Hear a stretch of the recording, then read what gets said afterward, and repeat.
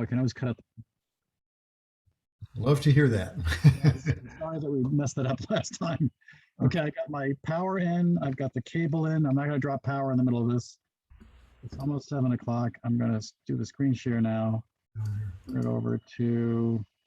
Here we go. Okay. All right.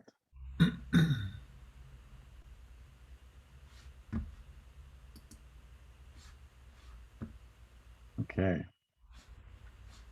All right, there we go. All right. Oh, Alan Ides, my student from California. Oh, wonderful. Wonderful. He All took my right. composition class, and Uh-huh. he's taking kind of private composition and analysis lessons for a while. Oh. Okay. For some reason, it's not quite showing what I wanted it to show. Bear with me for a second. Okay. Are you seeing the big screen now? Yep, looks good. Not the small screen. Okay. All right. I believe we are now live. Bring people in.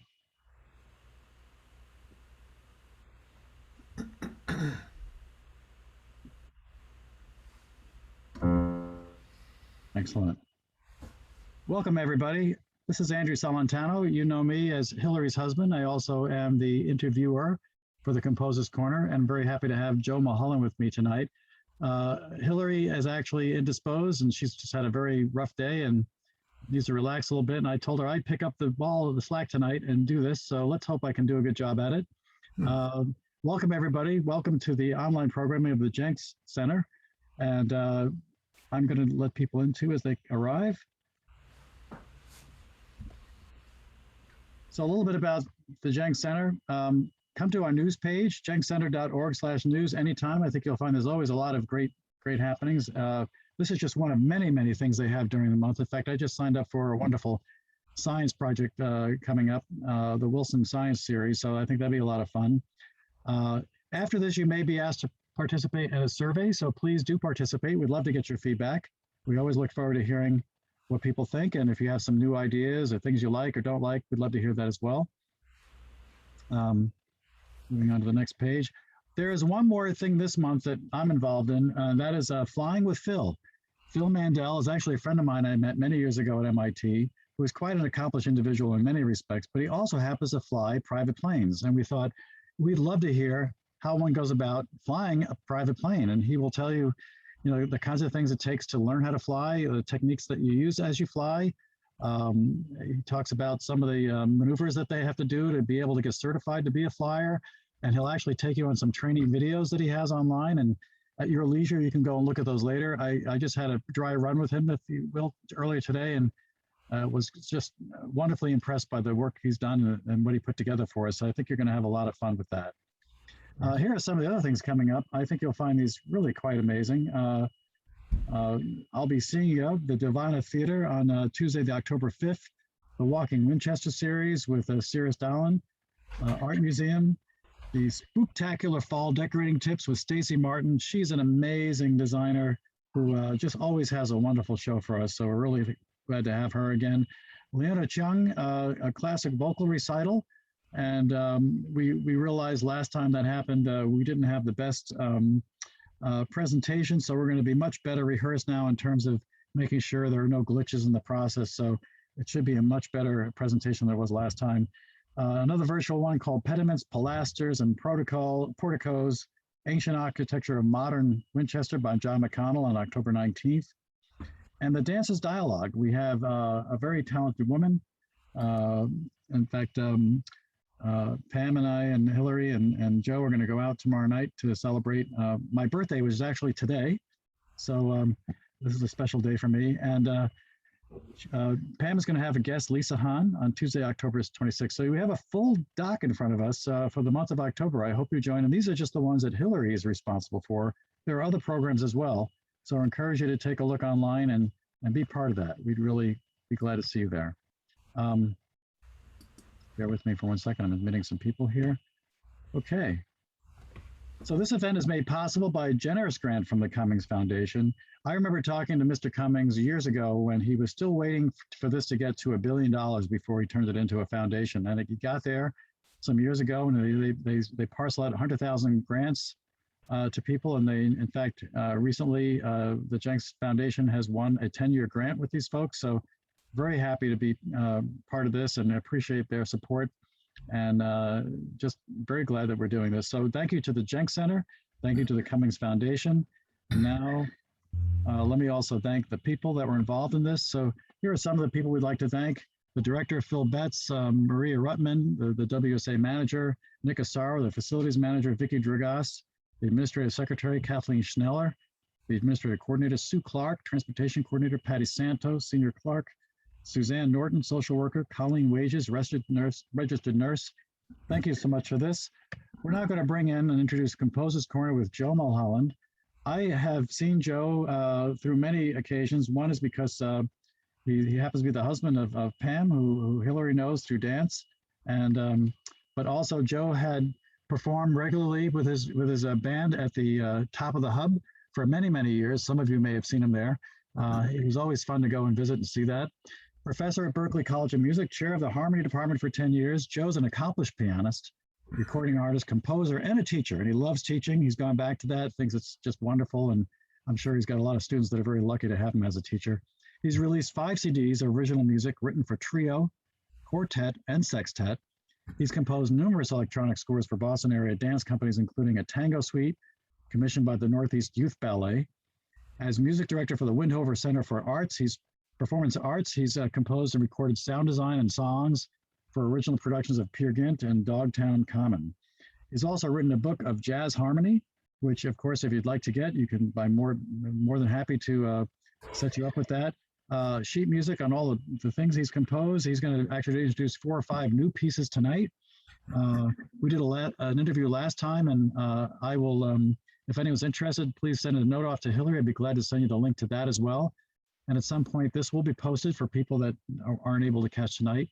And finally, if you'd like to buy some CDs from Joe, we can talk about that later in the program. I'll post online how you can get in touch with him and do that. You know, you can get a lot of the music these days online from Apple Music and YouTube, but the only way composers really get serious money is if you buy their CDs directly from them. So I would encourage you to please, sponsor the composers out in this world and help them with the money they so dearly deserve, because it takes a lot of hours to compose a piece and produce it and get it out there. And the kind of money they pay on Apple or some of these CD Baby is just minuscule. It's heart-wrenching how little composers get paid for their wonderful work. So anyway, at this point, let me admit a few more people here, and then let me turn the screen over. I'm going to get out of this now and get out of sharing and turn this over and introduce Joe Mulholland. So Joe. Andrew. Put you on the big screen, spotlight for everyone. Here he is, Joe, with his big piano behind him. Wow. What chord was that, students? That's right there. Just so you know. It's good to see a number of familiar names in the list of people who are here. I see friends and students. It's great to see you. So for everybody who I've worked with recently, great to see you. Thanks for coming tonight. I really appreciate it. So Joe, let's talk a little bit about your background. Were you raised by a family of musicians by any chance, or was there music in the family? I would say not at all. I was certainly not raised by a family of musicians. There was a current of music in the family. My grandmother, my mother's mother, played strictly by ear. She was a sort of a slightly gifted, popular pianist. And would regale me with stories of her playing for parties in Chicago. And my grandmother would sit down at the upright piano down in the basement when they would have people over, and they'd be drinking beer and dancing and singing, because in the 30s and 40s, that's what people did. Everyone sang and played and danced.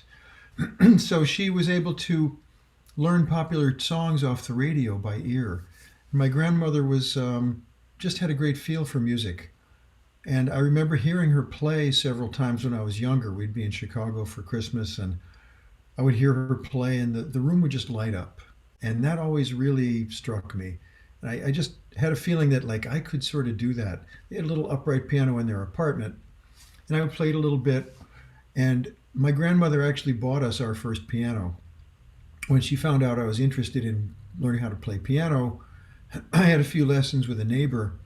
And when it became clear that I really liked it, she bought us a little upright piano, and that was kind of the beginning of that. So I kind of got the gift of music from my grandmother, I think. But nobody else in my parents' family really played at all. My father, I mean, he liked music, but he couldn't sing, he couldn't play, never tried. Hmm. And my mom played a little bit of piano. She had the usual run of childhood piano lessons, but Yeah. really a musician. Among my siblings, I'm the oldest of six. I have one sister who played flute fairly well in high school, but just didn't pursue it. My youngest brother played drums in college and high school, and still plays, as an amateur. And I have a sister. My youngest sister has a nice, very nice voice, beautiful soprano voice, and was not a bad pianist either. But no, none of them pursued it professionally. So it was really kind of just me. Yeah. Do you remember how old you were when you first touched the piano? I do. It was at a neighbor's house. I'll tell you a funny story. We had a fireplace in our house, Yeah.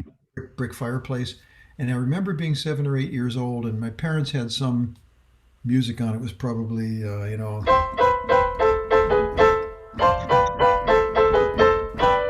an old pop tune, the Poor People of Paris. It was called. It was a hit in Yeah. like 1960. Sure.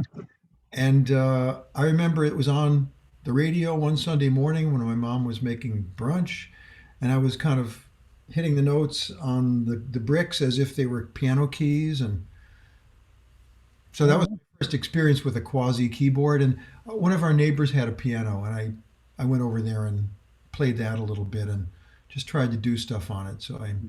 I sort of remember that, yeah. So tell us about your first piano teacher. My first piano teacher was a wonderful man. Fortunately he lived right in our neighborhood. I Hmm. through a couple of backyards and get to his place. His name was Earl Brown, Hmm. Dr. Brown, and he was blind, Mm. completely blind, and taught popular and jazz piano in the Oh. 50s and 60s. Also played some classical stuff and Mm. composed a little bit of his own music.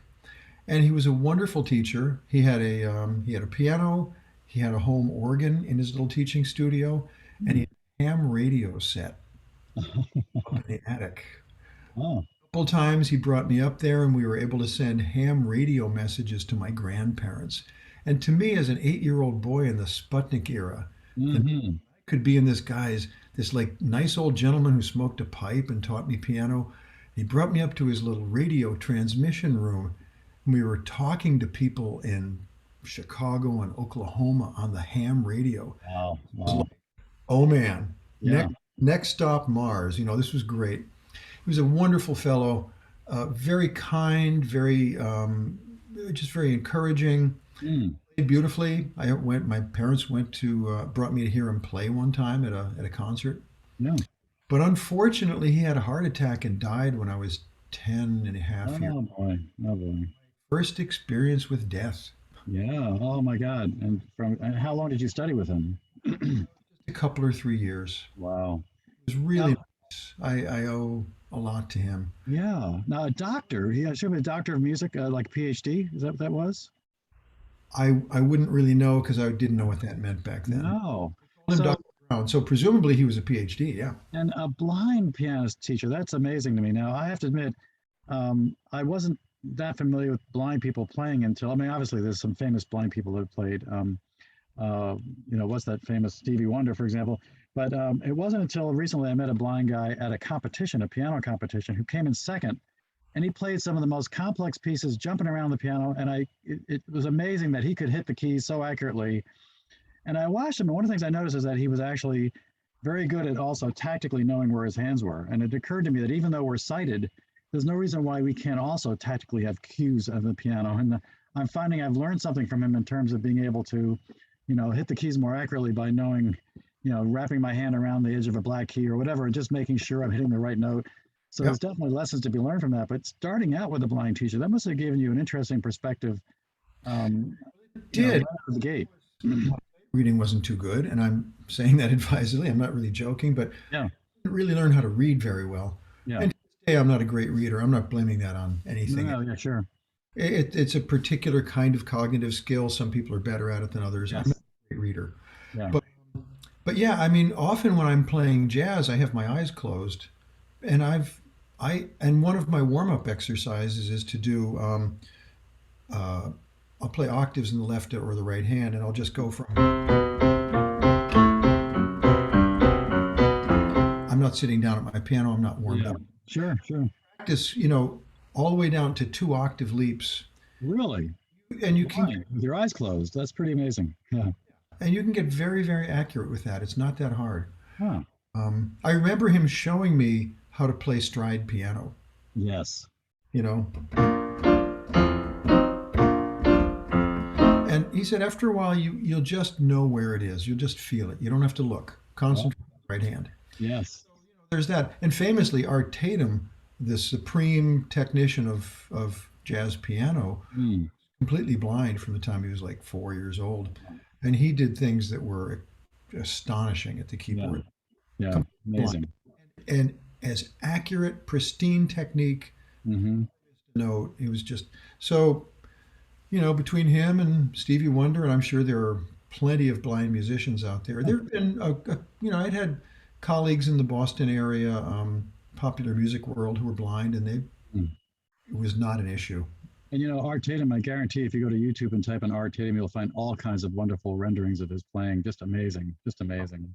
Incredible pianist. Now Yeah. let's talk about your wonderful playing. So when did you know that you wanted to be, your career would be in music? Was there a seminal moment in your life where that you just knew? Was it, how did that happen for you? Because that's a big decision to decide to go into music. It was an evolving thing. As I said, I'm the oldest of six. Mm, Um, Fairly conservative Irish Catholic family in the 50s and 60s. My dad was a businessman. My mom was a homemaker. And and we lived in the suburbs of New Jersey. The prevailing thing was like, well, go to college, mm-hmm. be beautiful, everything will be fine. Um, and we had no role models for being a professional musician. We didn't know anyone who did that. All Right. my parents' friends, absolutely, it was homogeneous. Every single adult man put on a suit and went to an office in the morning. Mm, We didn't know a single working musician. right. Um, so, like where do you start? I don't even know. And in the '60s, when I was becoming a teenager and a little older, late '60s, music was, well, at that point, I wanted to be John Lennon, frankly, Mhm. or Right. something Right. like Didn't we all? Sure. that.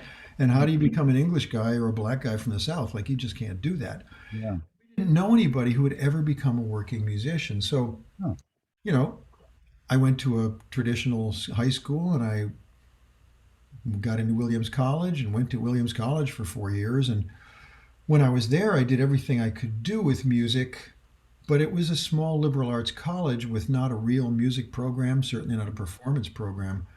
I hardly knew such a thing existed. And at that time, it was still, if you went to college for music, it was pretty much classical music. And I yeah. wasn't ready for that. I wasn't interested in that. I wanted Right. to do jazz and popular music. So I went to Williams and did everything I could with music. I played pit piano in the theater. I Mm, sang choral society. I had a little rock and roll band with my friends. yeah. Winter's, January term projects, 3 out of the 4 years in music. And so I guess the defining moment to your question, Andrew, was I was 21 and I graduated from college and I had nothing, no options. I said, I just want to be a musician. Mm, And I guess I'm going to like move to some place where I can try to do that. So I moved to Boston because New York was too scary. mm-hmm. And moved to Boston and worked in a drugstore and took piano lessons and Mm, starved and was miserable for quite a long time, wow. frankly. Wow. Tried to get it together. It took a long time. Yeah. It was not a beautiful thing. I arrived in Boston with not much equipment, no skills, no theoretical or ear training to speak of. Some talent, some things that I'd picked up from my piano lessons in high school and a couple of years of college. I would go home in the summer and take lessons from a local guy who was good. Mm-hmm. But I was like grossly underprepared. I should have been 21 and like hitting the road with the band. Yeah.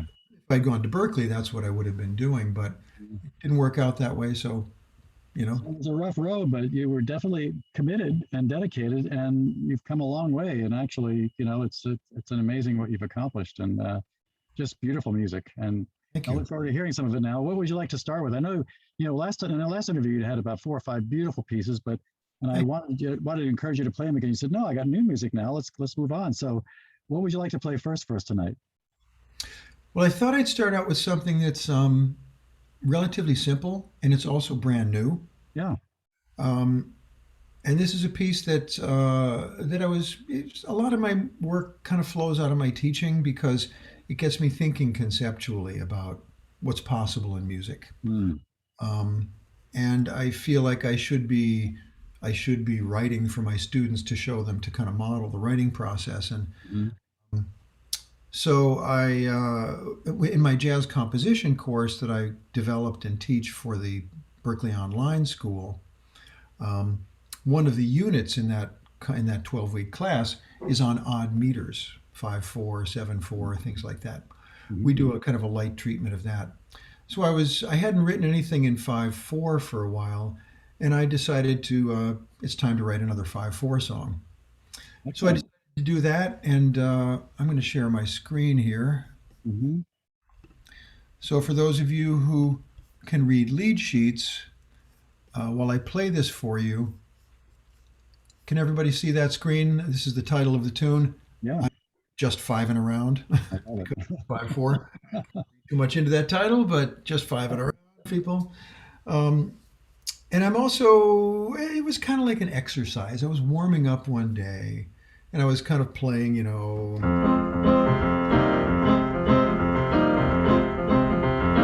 and I figured, Dave Brubeck shouldn't be the only person to have a famous tune in 5/4. So I was playing around with simple decorated arpeggios in Mhm. F minor. So this is what I came up with. 1, 2, 3, 4, 5. 1, 2, 3, 4, 5. Sorry. 1, 2, 3, 4, 5.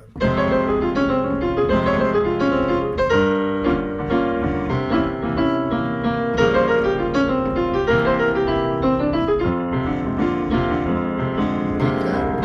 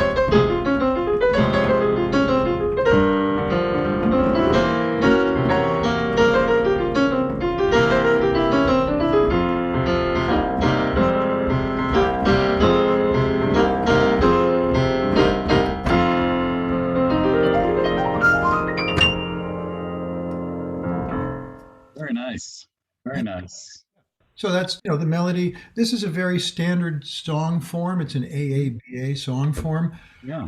in true American songbook form, with a sort of a minor key bebop Mhm. approach. And there are many, many tunes in this sort of in this style. I Um, just love this tune because it sounds like something that it's so natural, and somehow it just, I don't know, there's something about it that just makes it sound like it's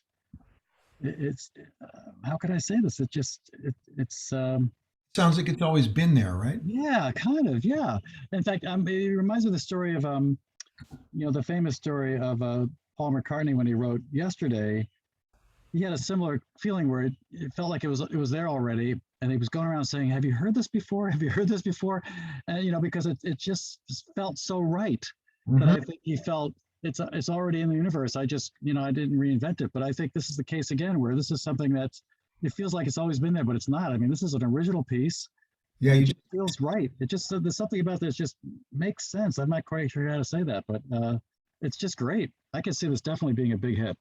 Thank you. Yeah, I Yeah. felt like I didn't write it. I just uncovered it. Mm-hmm. It was there. I mean, I did some thinking about this piece. I mean, I had a couple concepts floating in my mind. I'd been talking to my students about um, what we call sequence, the idea of taking a musical idea and moving it around up and Mm-hmm. down. So the bridge is all about sequence. Da da da do da da da do da da da do da da da da. But what makes it fun in the key in the meter of 5/4 is this little figure here. Let's do this. This little figure, da da da da, Yeah. two beat figure, of course, right? Sure. So here's the same thing, more or less. And oh, now this figure is going across the bar line. So Right. you're writing something that sounds like it's in 4/4, but you're forcing it to live in the 5/4 meter. Kind of So like a hemiola kind of a experience, right? Yeah. exactly, exactly. Mhm. I love those. 1, 2, 3, 4, 5. 1, 2, 3, 4, 5. 1, 2, 3, 4, 5. 1, 2, 3, 4, 5. 1. So I was conscious of taking an idea and working it. Yeah. Ways we develop ideas is to take a very simple 2, 3, 4 note motif and Hmm. just relentlessly develop it and make it do things. So that's what I was doing there. The A section, the beginning of the tune, is just like I said, a decorated arpeggio. But I know, Andrew, it just sounds like Yeah. it's something that I've heard before, but I don't think I have. No. And what I like about it too is that this 5/4 beat by itself is already quite interesting.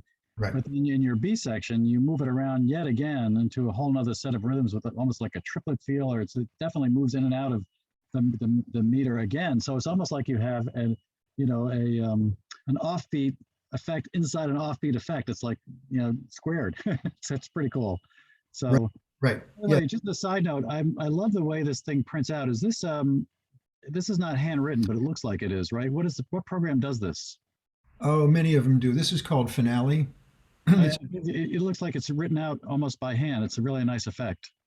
yeah, it's called Jazz Font. Ah, very nice. Things that are great about it, there are things that drive me insane. Yeah. The quarter rests are not particularly beautiful, and some of the letters are really ugly. Oh But no, really? Yeah, they're meant to be kind of fancy. I have to admit, there's I nothing. still am fascinated by how you jazz people just have a lead sheet with a melody line, and then you fill in the chords. You know the chords, but then you got to figure out what the notes are and how to play the different voicings of them in real time.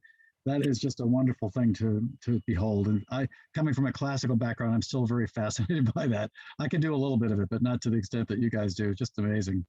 Oh, So you do well. You do very well. Yeah, thank this is you. the interface between the written tradition and the oral tradition. Yeah. You have to know the style. I mean, Hmm. metronome markings, of course. And I would normally, if I hand this off to people, I'll just say swing or bebop. And Sure. you from having played with people and having been told what to do, you know how to voice the chords. That's another whole discussion. So Have you had this done by a band, a trio, or a quartet, or anything like that yet? hey, this is brand new. I wrote this tune last week. Oh my God. Okay, well, hurry up. I've got a little collection of things. I'll probably be going into the recording studio again Oh, that's great. in a couple of months. This one would probably be trio, although it would Mhm. be a great vehicle for alto sax, for example. Because Yeah. the right register for the alto sax, it would Mhm. be clear but not strident in this register, and it'd be fun to do that way. But By the way, you have some musicians in the audience tonight, I see already. And so just some of those who arrived late, if you want to get in touch and get the sheet music, Joe would be happy to send that to you. So, absolutely, you can contact him after hours or, after we're done here today, we'll put this email in the chat room for you. Joe, this is great. Thank you so much for sharing this with us. Now, I know in some cases you actually do some of the orchestration, in your system, and design the other um, uh, pieces and play it out in a MIDI format and then have it actually performed, electronically. So is that the first thing you do before you actually give it to a trio? Do you kind of play it out first in your system? well, that's a good question. Sometimes, but not Hmm. always. Uh, Okay. I sometimes make a demo. I've found in the past that the guys don't really want that. I Oh, sure. want it. I say to them, well, here's how I want to hear it, and they go like, I just want to, play it the way I want to play it, and Exactly. you know, Exactly.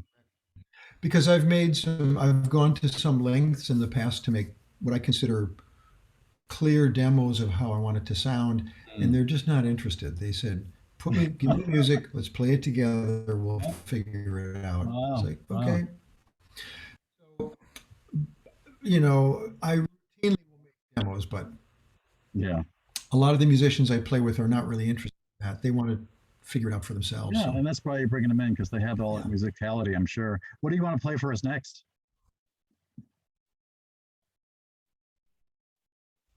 Let's um let's go in the other direction. This is a tune that I wrote just Okay. about a year ago. Hmm. It's a very different kind of tune. It's a very different mood. Hmm. I wrote it at a time that was really emotionally very interesting. Our daughter and our little grandson had been stuck here with us for 8 months because of COVID.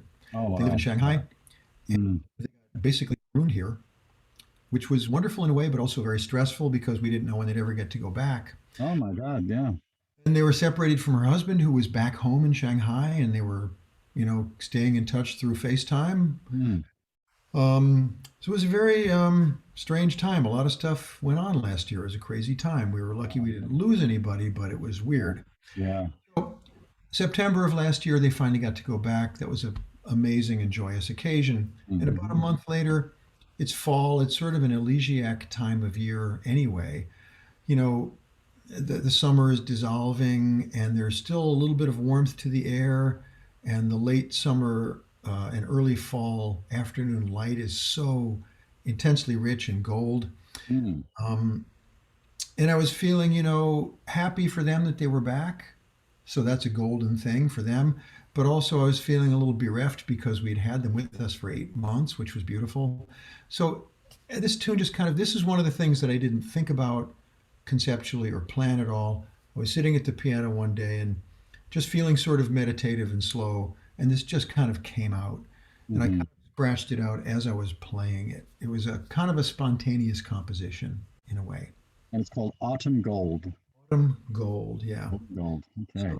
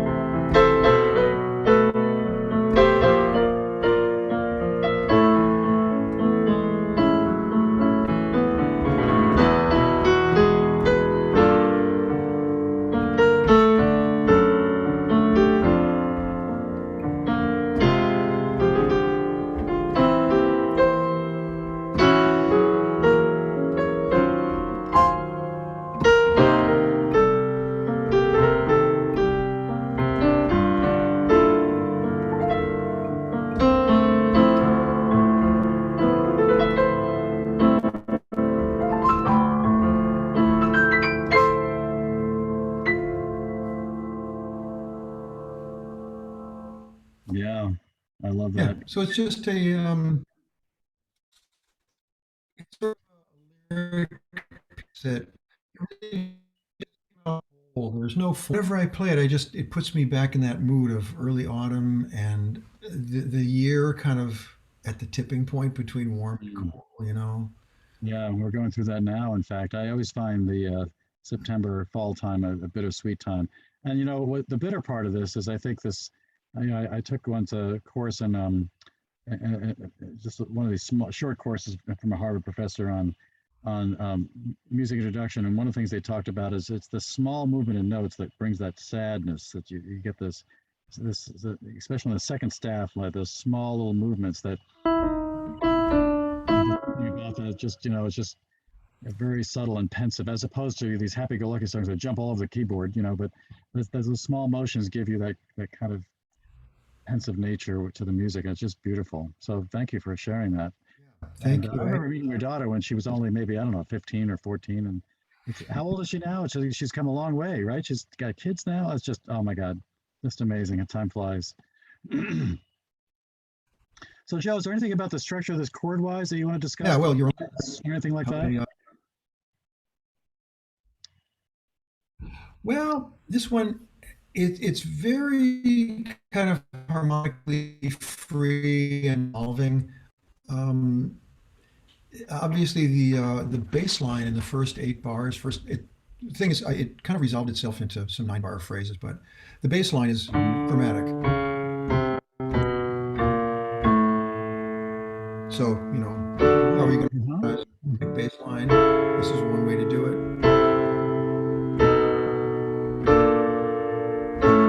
And instead of making this the 5 chord, which it would be in many traditional settings, I treated this like a target chord. So all these chords were essentially, in retrospect, they are leaning toward the A as being a final tonic. Right. Is not. It starts out sounding like a 1 chord, but 4, 1 minor, 5 of 5, flat 2, 1. So this whole thing has been like a descending, harmonically and functionally descending approach, like a Mm. long glide path to A major. Hmm. You don't know that this is your target till you get there. Yeah. And from here, I drop down another fourth. So from D, this is a structural chord. A is a structural chord. We call that a plagal cadence, right? But it's not a plagal cadence because there's a lot of stuff in between. But I'm starting on the 4 chord to ending on 1. Yeah. And since I had done that, I figured, well, let's start the next section by doing that again. So we start the next section on E major. Mm. This one is a lot more kind of all over the map. I was using the melody. I'm doing some slightly reminiscent things of the first melodic phrase, not exactly a sequence, but some things that are borrowed from the first section. And I'm Hmm. harmonizing them in a different way because I wanted it to sound different. But again, there's a fair amount of chromaticism in here too, right? G, F sharp, F, F, E, E flat. So the same way that the A section, the first 9 bars was chromatic, this is also chromatic, but not quite as regular. Yeah. I'm mimicking the bass motion of the first 9 bars, Hmm. but harmonizing them in a completely different way, Yeah. Yeah. inversions and whatnot. Hmm.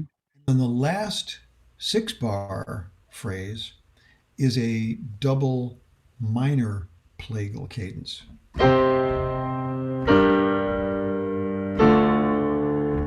4 minor, C minor to G minor, G minor, D minor. I actually kind of stole that from a Brazilian musician, Ah. a guy named Gilberto Gil. Many people have done it, but I'm very familiar with the tune of his. If you don't know who Gilberto Gil is, Mm. just put his name in the chat How do you spell Gilles? window. There you He's one of the go. In the chat for us. Thank you. most. Yeah. Okay. Thank you. He's one of the most important of the what we call the MPB musicians. Hmm. Um, fabulous, fabulous singer and songwriter. Mm. Anyway, it's a little move that I just kind of borrowed from him, but many people do it as well. Now, because this is a bittersweet piece, what are the points of light in it? I see the E chord. I see some very uplifting chords in here too. So how do you think about that? Well, it's chiaroscuro, yeah. There's light Hmm. and dark in it. It's just a mix. Hmm. Yeah. Certainly is the ending is very autumnal, right? Hmm. So. But the other part, this is all pretty warm. But when you get Hmm. from the E to G minor, ooh, Yeah. darkness, cold, cold Yes. breeze. Yeah. Exactly. E Oh over my God. again. B flat over F. We're going to triumph over this. Hmm. Oops, F minor, maybe not. C, yes, we will. Ooh, the wind is swirling around. So it's a real. That's Yeah. everyone feels it their own way. Yeah. Definitely. Excellent. By the way, I know you're probably not going to play this today, Beet Soup, but I just like to talk about the effect of the Beatles in the world. In Beet Soup, just the idea of the play on words. I love that. Love to play that tune for you. Oh, would you? Okay. This is another brand new one. I wrote this about a month ago. Mm-hmm. Oops, Beet Soup. Maybe yeah, I wrote it at the beginning of August, I guess. Hmm. And the title doesn't really mean anything. I'm terrible at the title. But this one, it started out very differently. I was just kind of like fiddling around with this idea.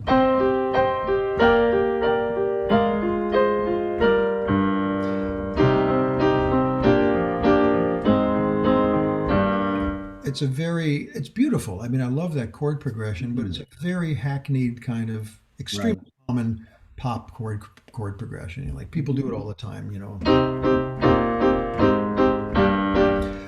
I was thinking, what else could I do with that? So in the last chord, instead of the G minor chord, I'm in C minor originally, and I love this progression.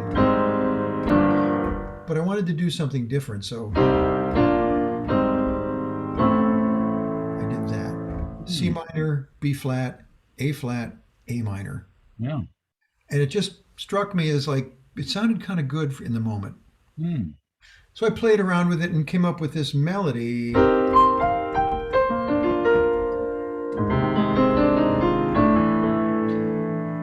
It's just like, a nice little sketchy melody. I kind of liked it, but I was playing it as a ballad, right? And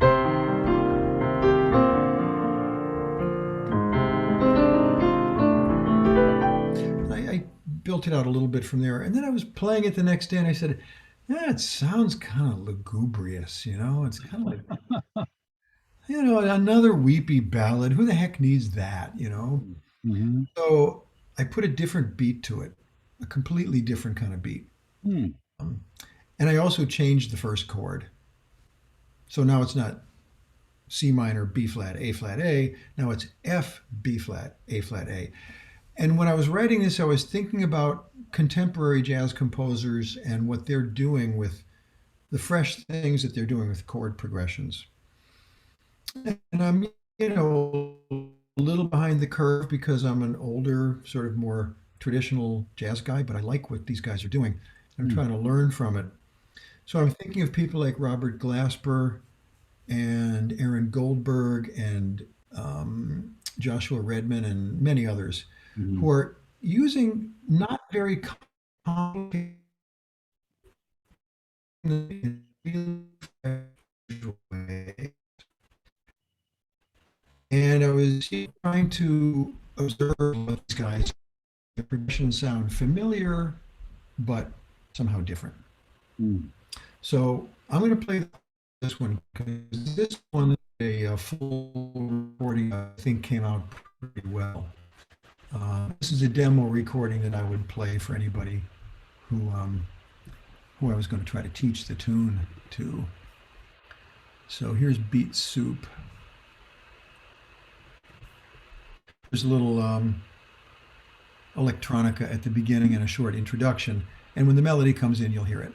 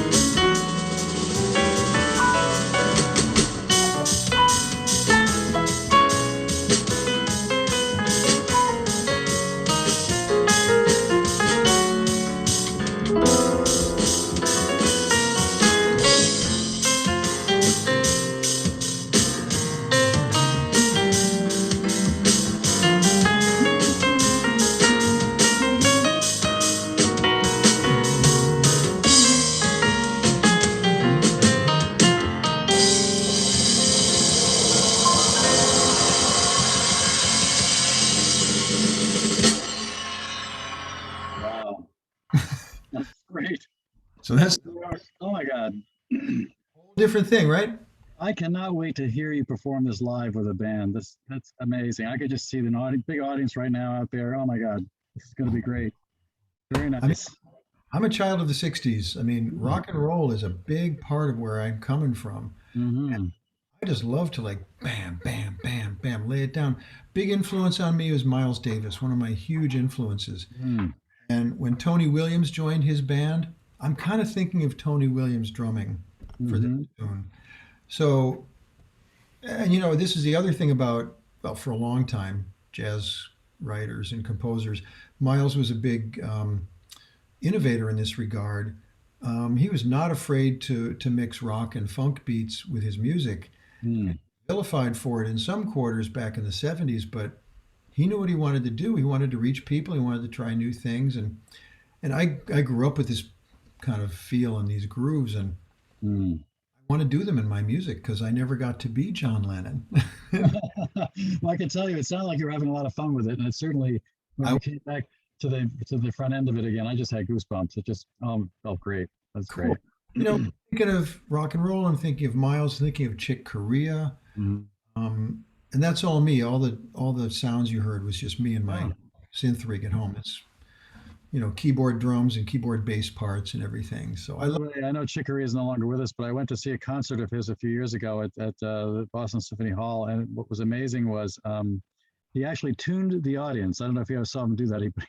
He give a he give like an interval da ba. He'd have the audience go da ba. He'd play with the audience, and he really got into the interaction. It was a lot of fun.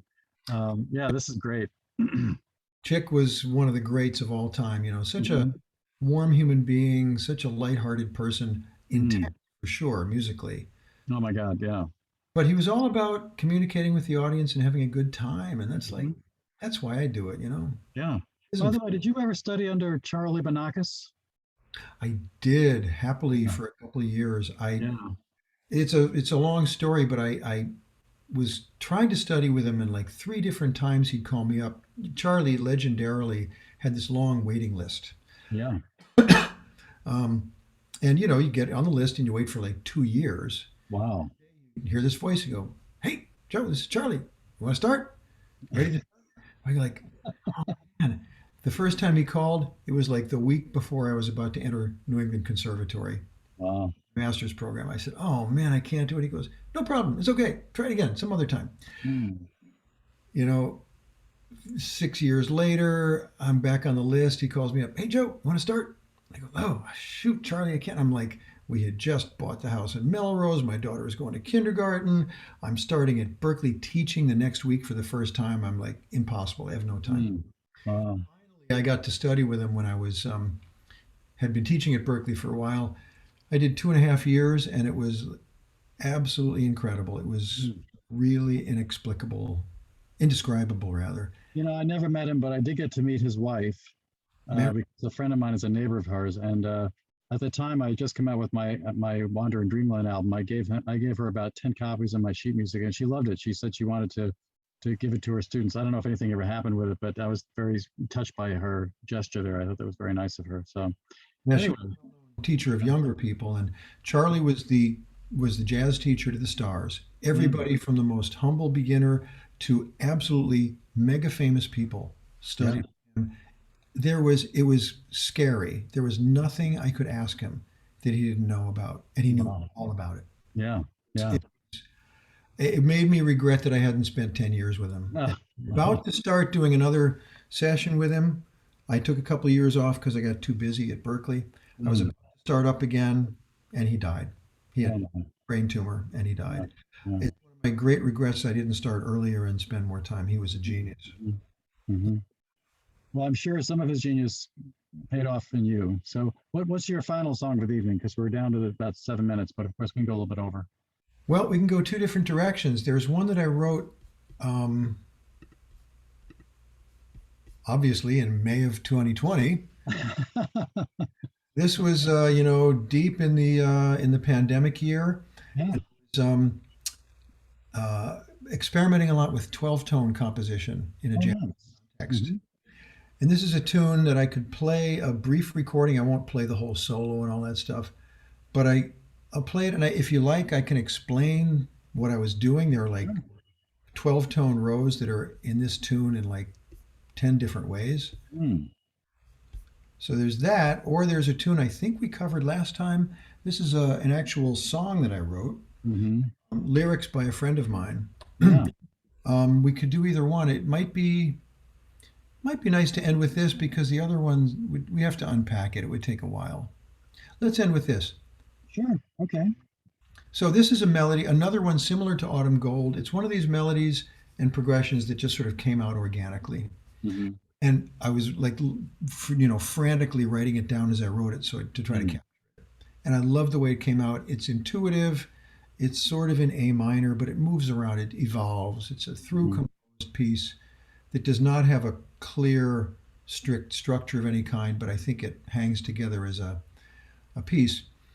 And I was working with some vocalists, and this woman, Gail Leondar Wright, is a really just fun, passionate, musician lover. She's a Sondheim freak. She's Mm. an absolute freak for Stephen Sondheim. She knows everything about his music. So I said, Gail, I got this song. It needs words. Would you do something with this? And she said, sure, I'll try it. A week later, she came back to me with these just beautiful lyrics. Wow. So I'm going to play this for you. We had a one of my colleagues at Berkeley, David Thorne Scott. We had him record it. I Hmm. played piano, and David sang it. He did a beautiful job. And so this is it's called Tribute because, as you all know, probably if a famous Broadway composer or performer dies, they dim the lights on Broadway for an evening in the person. Mm. So it's just a song about that. So here you go. This is Tribute. Hmm.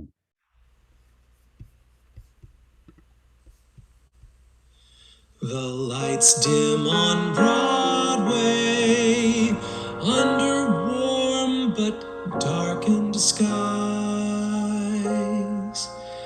People stop and wipe their eyes.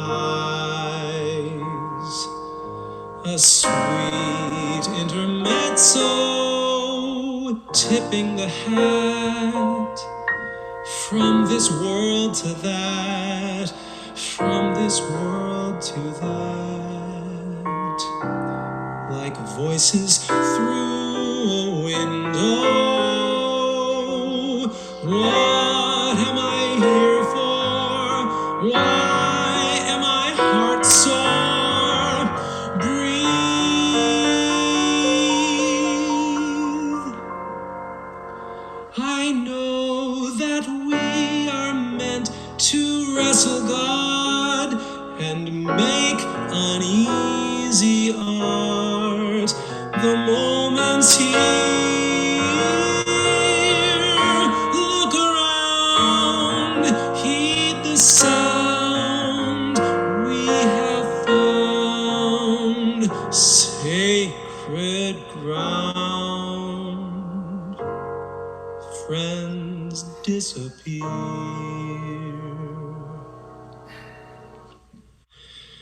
I know it's a blessing just to breathe the air they breathe, just to breathe the air they breathe. Come stand beneath this dim marquee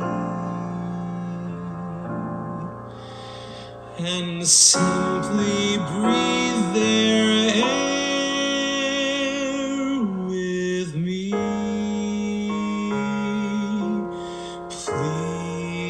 Please breathe.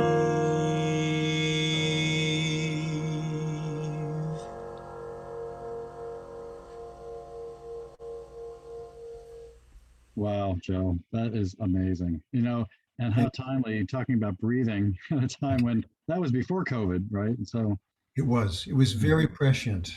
Written mm-hmm. and the line "Friends disappear." Oh my Mm. God! Mm. Just breathe. Every time I hear it, I have to control myself. It's Mm.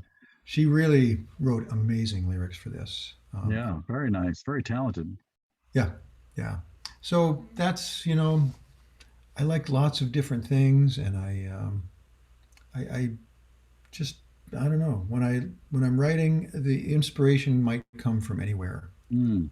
go anywhere. So, That um, is just magical, and it's just amazing to me how folks like you come up with these kinds of things. It transcends anything that can be calculated or engineered. It's truly inspired.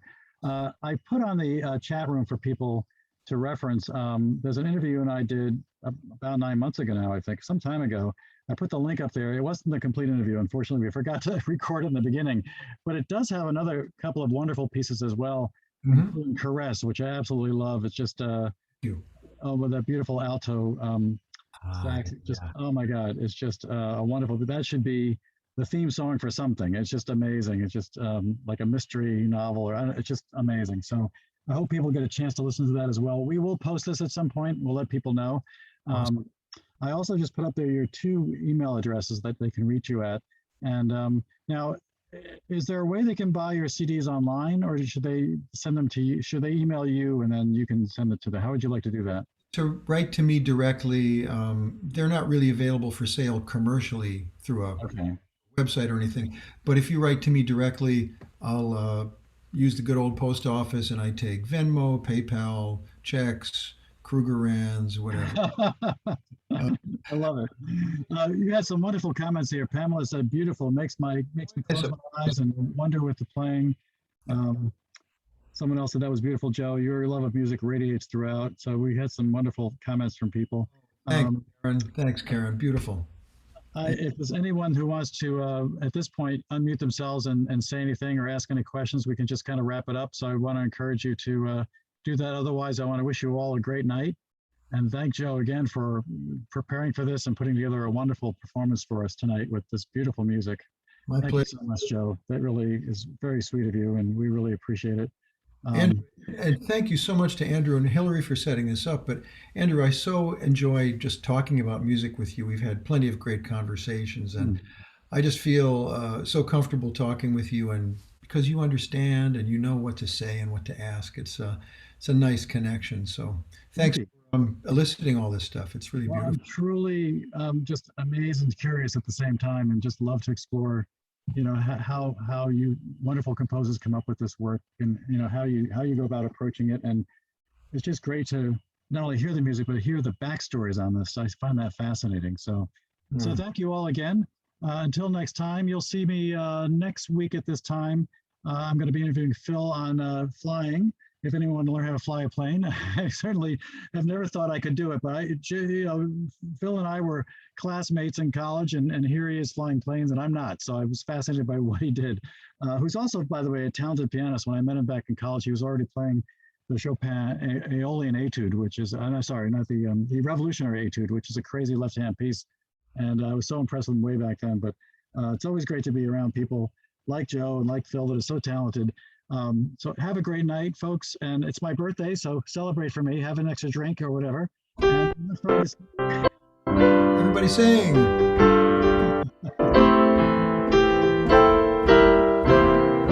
thank you, Joe.